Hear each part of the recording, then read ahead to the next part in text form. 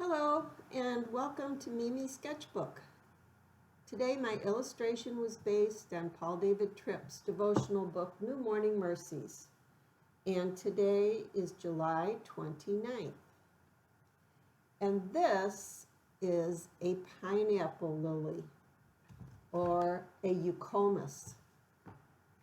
And a friend of mine gave me a handful of these bulbs a month ago, and I was delighted at the gift because I had seen them in her garden 2 summers ago, and they were so unique and so lovely.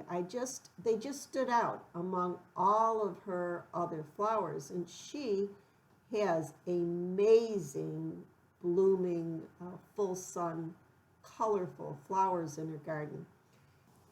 And for these little flowers to stand out among that huge crowd of showstoppers really says something. So this is my pineapple lily.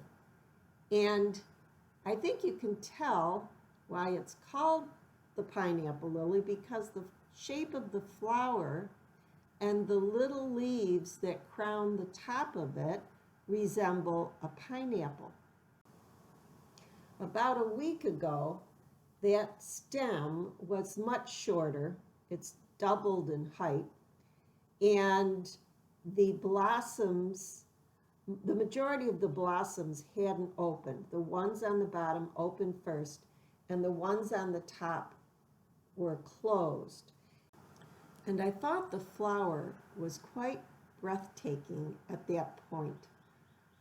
So I'm going to try to turn the clock back and paint it the way it looked a week or so ago, when the flower had just emerged from the base of the leaves.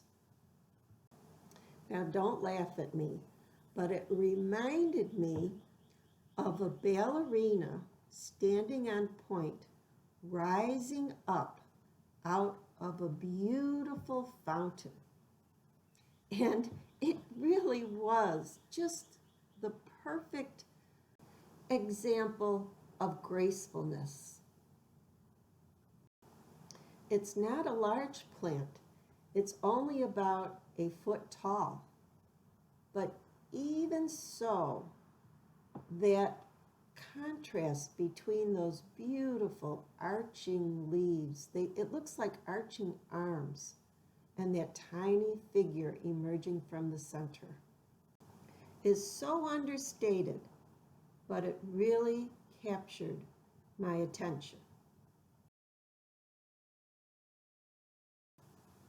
Now, the pineapple lily is a tropical flower that originated in not Hawaii, but South Africa.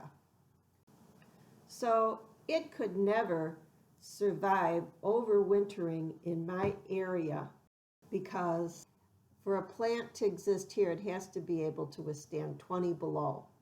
And this is a zone 5. So this is a very tender flower, and the bulb has to be lifted in the fall, and then you let it dry out and you put it in a paper bag and store it in someplace cool over the winter, and it will come back again next year when you plant it. And a terrific bonus with many bulbs is that as they grow over the summer, they develop little bulbets, and each one of those little bulbets would become a new plant. And that is how I received that handful of bulbs.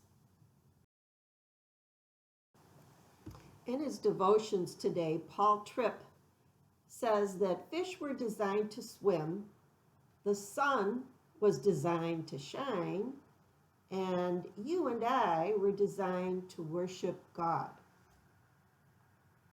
And the key to worship is grace. And Paul Tripp finishes his devotion by saying, "It is only when God is in his rightful place in our hearts that everything else is in its appropriate place in our lives. And only powerful grace can accomplish this." And as I was meditating about this devotion and God's gift of grace that welcomes us back to worship, the image of this graceful little plant came to me, with its leaves raised up like arms in worship. And I smiled and thanked God for the sweet gift of this little plant. And I now understand why it caught my eye and stood out among all those other flowers. So thank you for joining me today at Mimi's Sketchbook. I hope it's been an encouragement to you, and God bless.